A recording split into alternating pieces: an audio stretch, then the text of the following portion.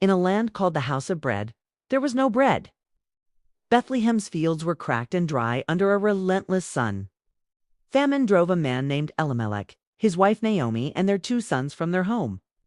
They traveled east to Moab, a foreign land, seeking nothing more than survival.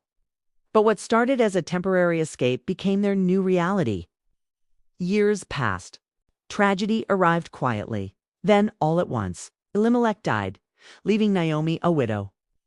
Her sons married Moabite women, Orpah and Ruth, but this small comfort was fleeting.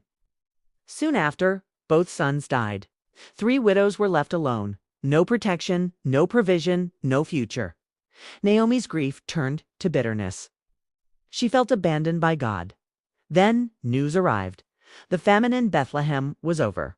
With nothing left for her in Moab, Naomi decided to return home. On the road, she turned to her daughters-in-law, urging them to go back. She had nothing left to offer.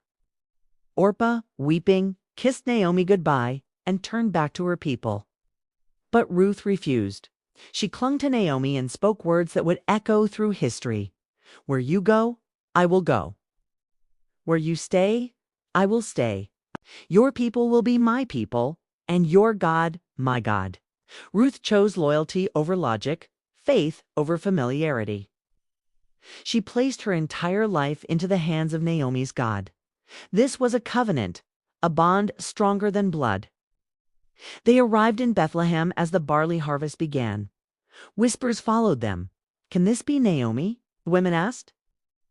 But sorrow had changed her. "Don't call me Naomi," she said. "Call me Mara, for it means bitter. I went away full, but the Lord has brought me back empty."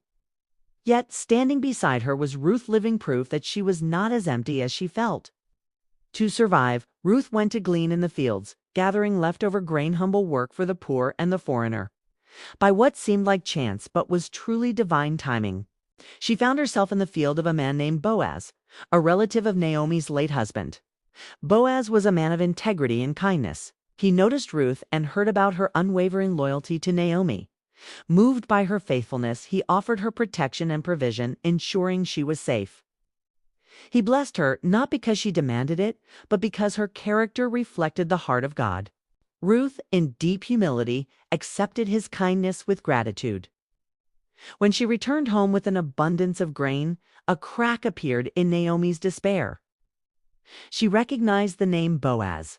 He was a kinsman redeemer, someone who could legally restore what her family had lost. For the first time in years, Naomi felt a glimmer of hope. God had been at work, even in the silence. Following Naomi's guidance, Ruth approached Boaz, not with seduction, but with an act of humble trust.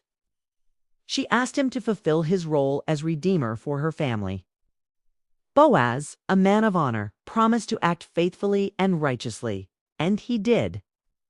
Boaz redeemed the family's land and married Ruth. The foreign widow, the outsider, became a beloved wife. Soon, she became a mother.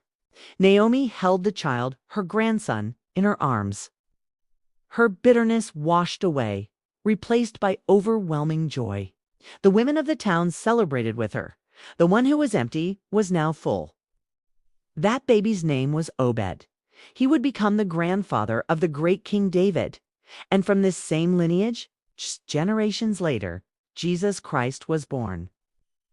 The story of Ruth reminds us that God never wastes our loyalty. He sees our faithfulness even when we feel forgotten. He redeems what seems hopelessly lost. Redemption often begins with simple, costly choices: to show up, to stay committed, to choose love. God works through our dedication, honoring our faithfulness even when the path is dark and our hearts are broken. Thanks for watching. If this story moved you, please like, share, and subscribe to Scripture Power Stories for more content that explores the power of faith and loyalty. See you next time.